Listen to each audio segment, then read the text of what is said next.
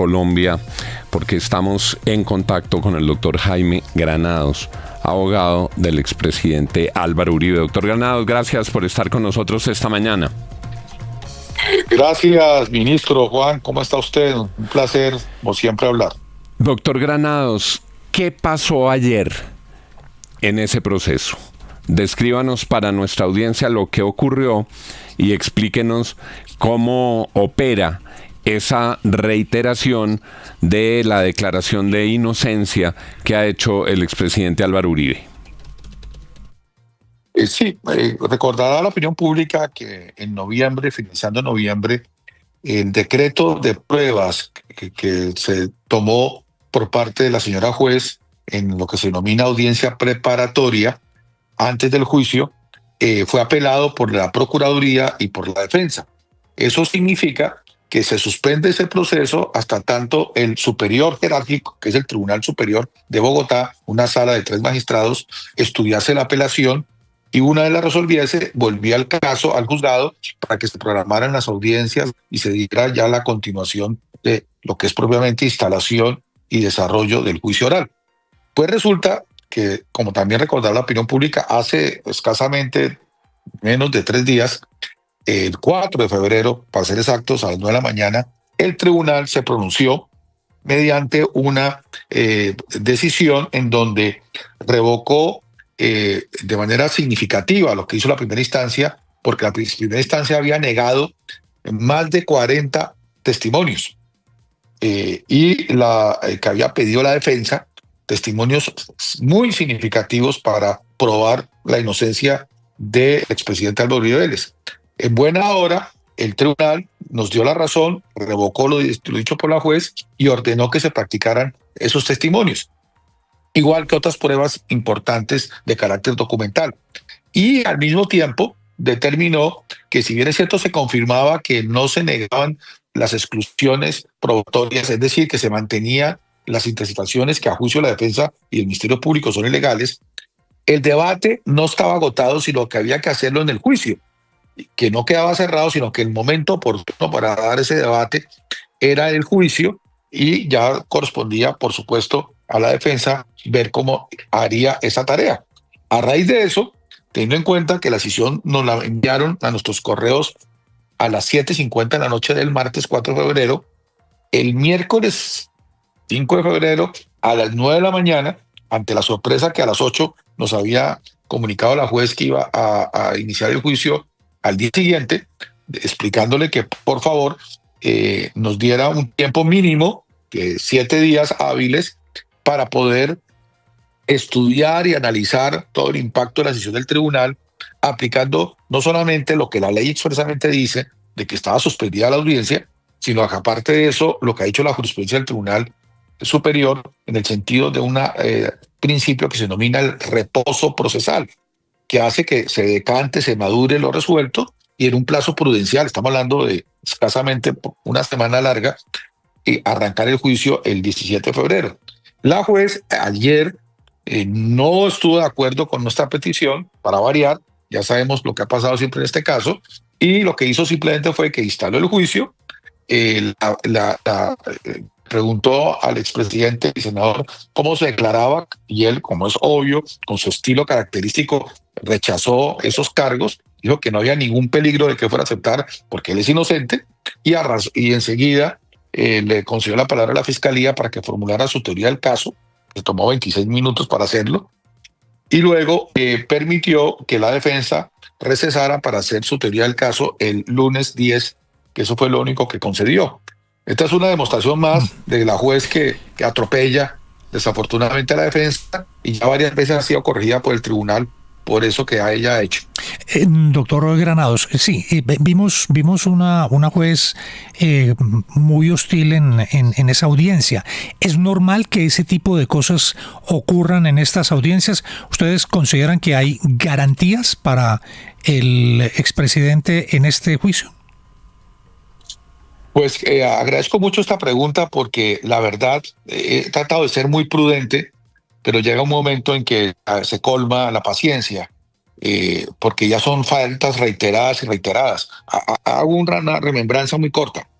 cuando se instaló el juicio, que fue cuando, ese proceso, la acusación, que es la primera vez que llega la juez 44, lo primero que hizo la juez en esas audiencias que estábamos arrancando la acusación fue negar de plano una solicitud de nulidad, que el momento procesal adecuado para hacerlo era en estas audiencias, como lo sabe cualquier abogado y cualquier estudiante de derecho.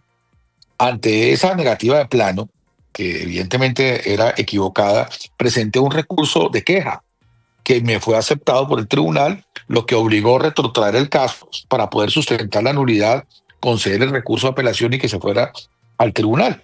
Eso que generó un retraso imputable a la postura, digamos, de atropellar, de forzar y de no reconocer los derechos del debido proceso de la señora juez.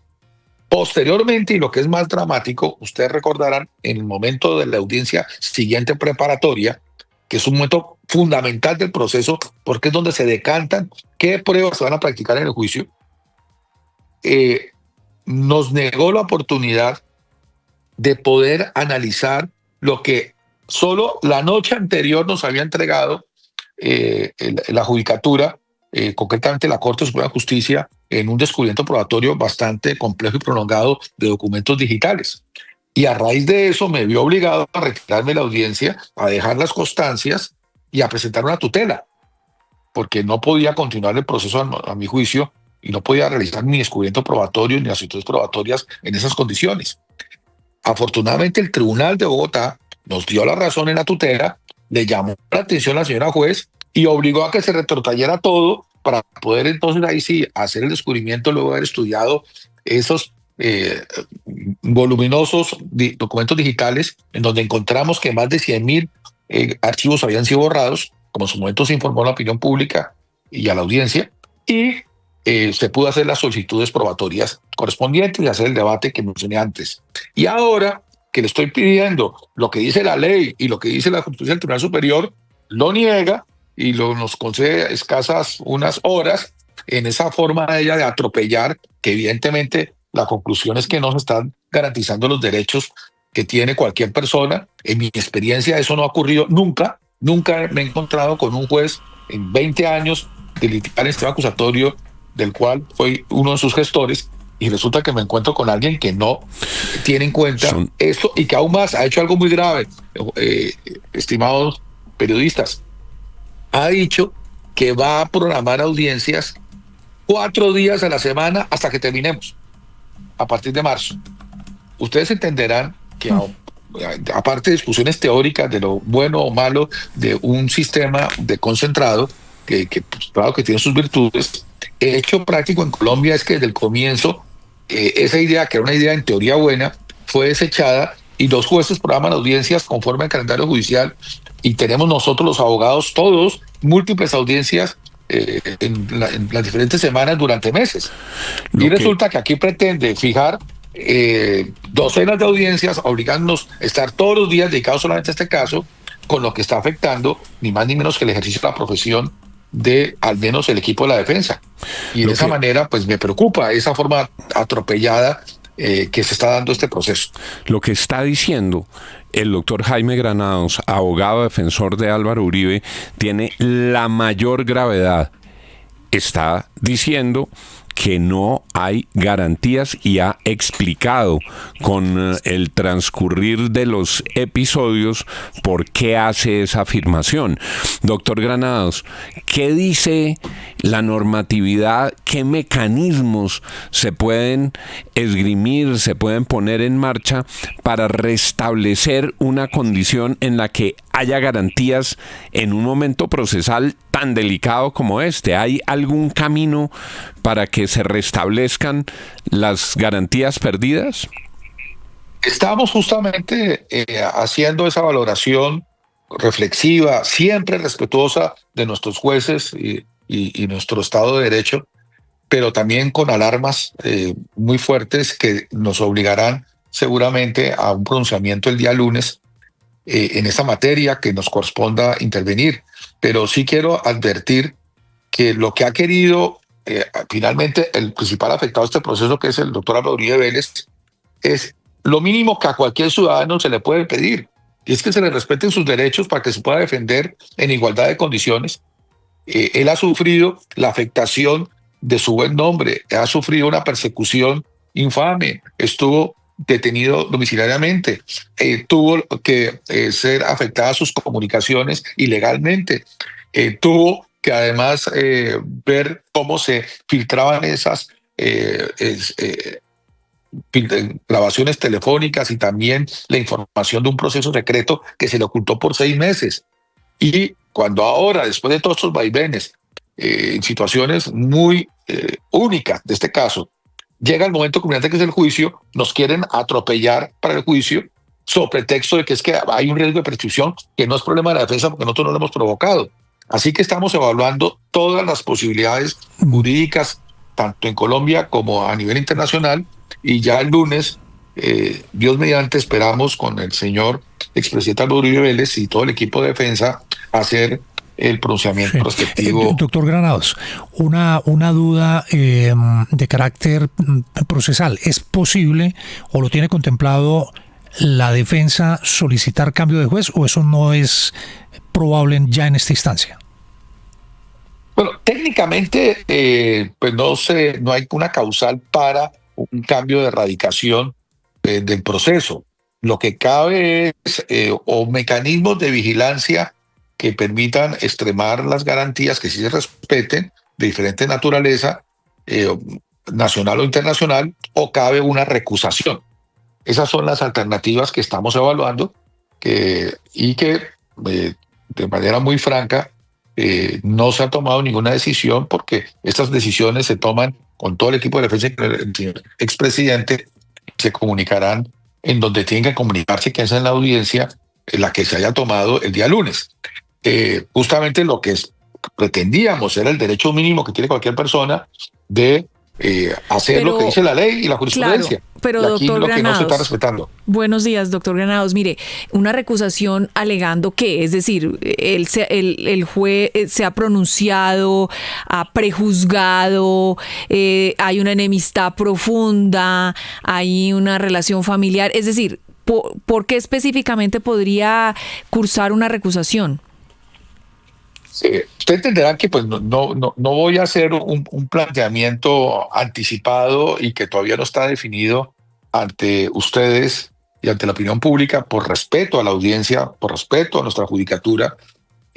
Así que la decisión que se tome se comunicará primero en donde debe ser, que es en el escenario judicial. En eso espero que me entiendan, pero pues hay que ser coherentes, ¿no? Yo no puedo hacer un reclamo de un derecho que le han violentado a mi cliente y yo hacer lo mismo por otra vía. Atacando X, Y o Z. Lo que quiero decir es que hay unas posibilidades que se están analizando y que cualquiera que se decante tendrá su debida fundamentación el día lunes 10 de febrero, Dios mediante, 8:30 de la mañana. Pero sí advierto, dada la oportunidad que ustedes me dan al hacerme esta entrevista que agradezco, es ante las preguntas formuladas, ¿qué pasó ayer y cómo nos sentimos y qué expresamos con toda transparencia? Porque realmente si vamos a hacer un recuento de todo lo que ha ocurrido en este proceso, desde que arribó a la juez 44, para no hacer una historia más larga, pues hay sí una serie de preocupaciones y lo último es lo que acabo de comentar.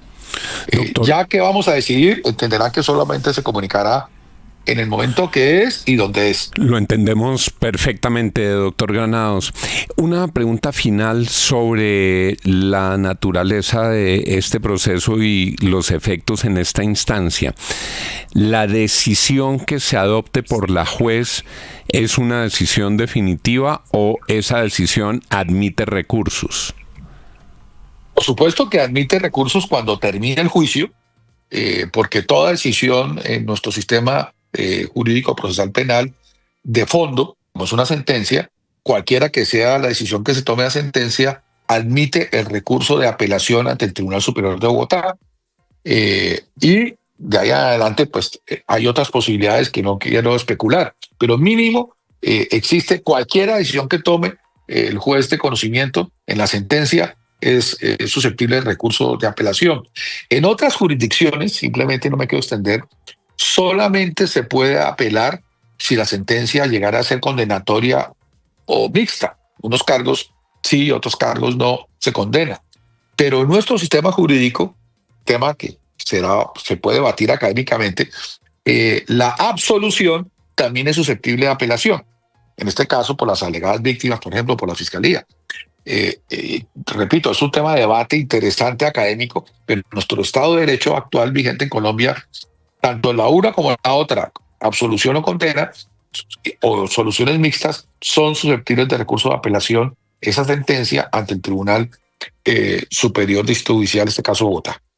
7:24 de la mañana. Le agradecemos al doctor Jaime Granados, abogado defensor del expresidente Álvaro Uribe Vélez, por haber estado con nosotros esta mañana. Gracias, doctor Granados. Gracias, ministro, y toda la mesa de trabajo. Fuerte abrazo. 7:24, Santiago. Compleja esta información que nos da el abogado defensor del expresidente Uribe. Pocas veces uno escucha tan temprano, digamos, en el proceso que se señale una falta de garantías, ¿no? Sí, y además no es la única, don Juan, porque esto pasa en el contexto también de que un tribunal aceptó esas interceptaciones al expresidente Uribe, que es otra de las enormes razones de la defensa de falta de garantías, porque recuerde que al expresidente la Corte lo interceptó en el marco de otra investigación y de otro expediente judicial. Al expresidente lo interceptaron en el expediente del congresista Nilton Córdoba, y eso es algo que es absurdo en una investigación judicial, y también validaron las interceptaciones que tenía con su abogado Diego Cadena, que para los defensores pues las llamadas con sus clientes también son garantía de reserva. Y hay otras, hay muchas otras, por ejemplo el borrado de varios de los archivos, la presunta edición de las grabaciones que hizo el señor Monsalve con Dayanira Gómez en la cárcel, y ahora una juez que parece no lo suficientemente equilibrada para el juicio. Pero yo sí les digo una cosa, qué cansancio. ¿Cuántos años llevamos en este proceso? Va, vuelve, lo tumban, lo regresan, lo pasan para un lado, lo pasan para el otro. Es decir, como que ya es hora de llegar a una resolución, pero sí me parece muy complejo que estemos llegando a esa resolución en medio de un proceso político. Estamos frente a unas elecciones donde el expresidente Uribe, que es el líder de un partido que se llama Centro Democrático, va a jugar un papel importante. Entonces, en ese caso, pues a mí sí me parece que no se puede mezclar una cosa con la otra. Y yo no sé ustedes qué piensan, pero digamos, este proceso político y electoral en Colombia debería darse sin estas interferencias judiciales en medio de él. Estas interferencias, y usted tiene razón, sería el mundo ideal, pero estas interferencias vienen dadas incluso desde que Álvaro Uribe estaba en la propia presidencia. Todos esos expedientes, claro que han tenido un sabor político muy fuerte. Yo advierto dos paradojas, digamos. La primera de las paradojas es que puede pasar que criminales de lesa humanidad terminen orondos ante la sociedad colombiana sin haber pagado un solo día de cárcel.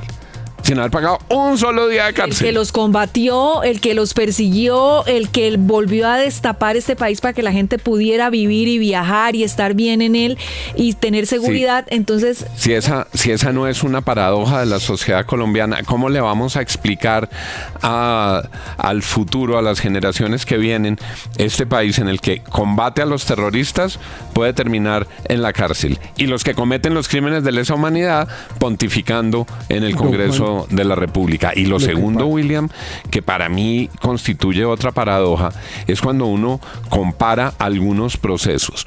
Unas pruebas tan absolutamente categóricas como las que estaban en el computador de Raúl Reyes, que un instituto independiente en Europa dictaminó que eran legítimas, auténticas, verídicas. Alguien en la justicia dice, no, eso no se puede tener en cuenta. Porque se perdió la cadena de custodia, fue el argumento en ese momento. Y otras, altamente polémicas, sí las validan cuando hay unos sesgos en algunos procesos, paradojas de la justicia, claro. Pero creo que hay que quedarnos con lo que dice el doctor Granados, o sea, que hay un Estado de Derecho y hay que dejar que el proceso avance y ya ejercerán ellos sus garantías. Profesor Quijano, ¿nos iba a decir algo? No, es que no es, digamos, yo creo que todo tiene que ver con el proceso electoral. En un año serán las elecciones al Senado.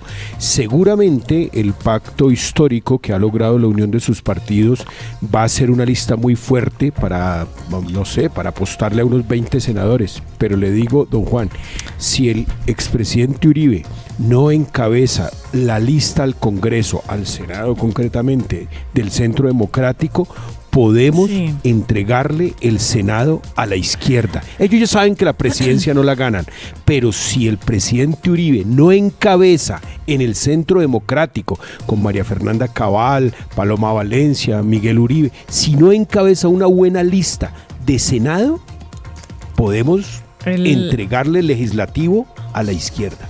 Él le han dicho y él pues también ha respondido que no está interesado, pero ojo, aquí puede pasar lo que le pasó a Trump, es decir, acuérdense que a Trump hizo su campaña también en medio de un proceso judicial en los Estados Unidos, y ¿qué lograron?